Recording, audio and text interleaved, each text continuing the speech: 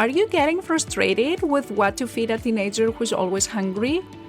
Everybody knows that teenagers have a huge appetite. It seems like you need to feed them constantly to satisfy their hunger.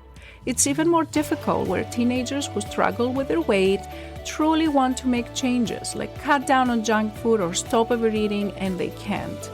There's frustration, isolation, stress, and that's why I decided to create a recipe collection of 30 easy and healthy meals for teenagers. They're all high in protein to satisfy your teenager's hunger, and they can all be ready in less than 30 minutes. If you want to grab a free copy, go to lifestyleforteens.com/recipes.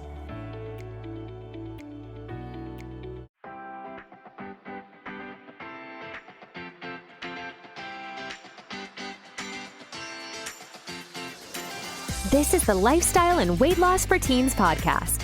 If you're a mom and want to help your child who is struggling to lose weight, you are in the right place. If you are looking for healthy lifestyle tips, Dr. Gourgari is here to help you understand the science around safe weight loss in teens and children. Because what works for adult weight loss is not always the best for children.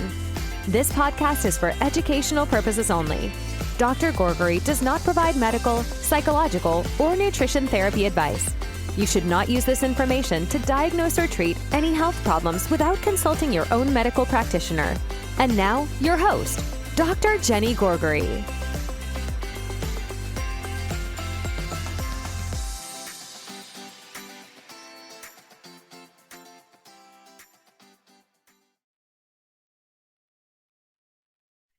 Hello, welcome to another episode of the Lifestyle and Weight Loss for Teens podcast. This is Dr. Jenny Gourgari, and I decided to make this episode because recently one of the teenagers I was working with asked me, does smoking help me lose weight or no? Did you know that some normal weight teenage girls are more than twice as likely to start smoking if they're trying to lose weight? This was an interesting study that was done a few years ago in 2001 and actually give evidence to the fact that there is this misconception among teenagers that if they are trying to get to a healthier weight and they smoke, then they can lose weight. So the actual title of this manuscript is Smoking and Weight Loss Attempts in Overweight and Normal Weight Adolescents. It was published in 2001. And what this study did is they had several hundreds of teenagers that they actually asked them about their smoking habits.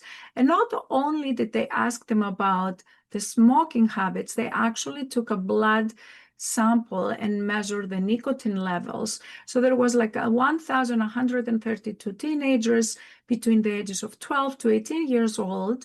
And they also asked them about the smoking, if they're trying to lose weight, what was their height and weight. They calculated their body mass index, which is a measurement of whether they have extra weight or normal weight. If you want to know what is a BMI and how to calculate the BMI for your teenager, you can go to episode 1 of the Lifestyle and Weight Loss for Teens podcast. But in summary, BMI is a tool that scientists use to tell whether a teenager has a normal weight or is overweight. What the researchers found was that teenage girls that were normal weight, they were trying to lose weight, they were twice more likely to start smoking compared to teenagers who had normal weight and they were not trying to lose weight. On the other hand, they looked at teenagers that were overweight and they found no differences in the overweight smoking teenagers who were trying to lose weight or who were not trying to lose weight. Now, what is more interesting is that they also looked at other healthy habits that were associated with a smoking habit. So what they found was that teenagers that were smoking were eating less fruits and vegetables. And they also found that teenagers that were smoking, they also had more alcohol. Now, they also evaluated what kind of diet the teenagers were doing, and they found that teenagers who were smoking actually had poor diets. Now, this is, as I mentioned, one of the biggest study in teenagers that showed this association of increased smoking with unhealthy habits of less fruits, less vegetables, more alcohol, less healthy choices.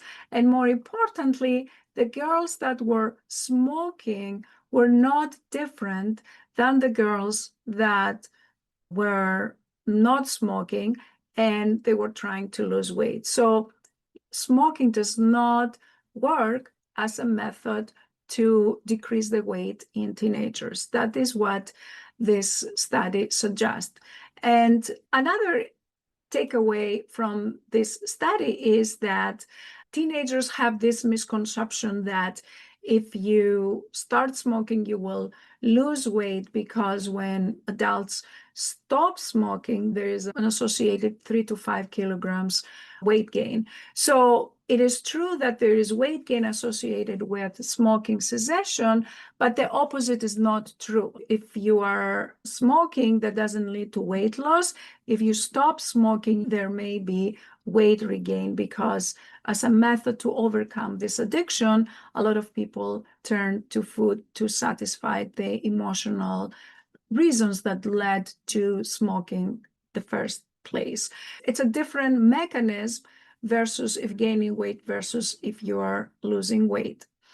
Now, also, what is important to take away from this study is that there are other studies that showed over time in adults, in people that were smoking versus people that were not smoking, over time there was the same weight gain in people that were smoking versus people that were not smoking. It doesn't also prevent the overtime weight gain that is associated with aging in adults.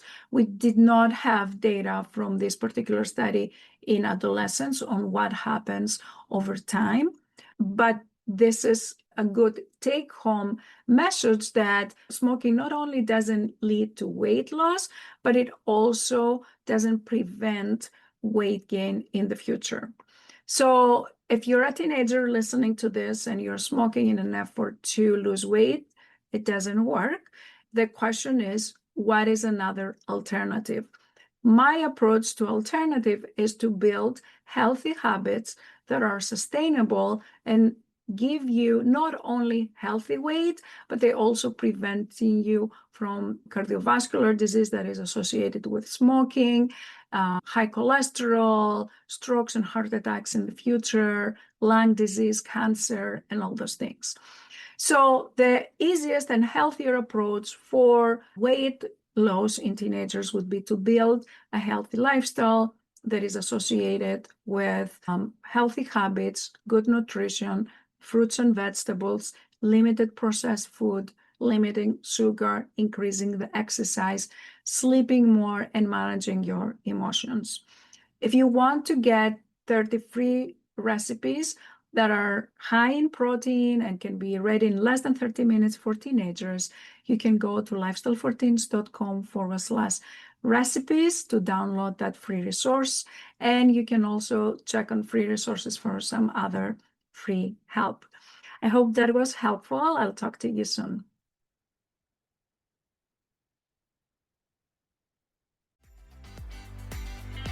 If you enjoyed listening to this podcast, I invite you to come check out the LIFT program.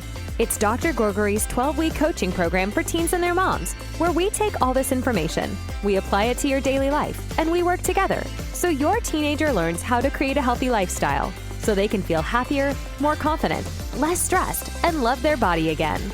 Visit the website at lifestyleforteens.com and click on the Work With Me and free resources to learn more about this program and get free help to start this journey right away.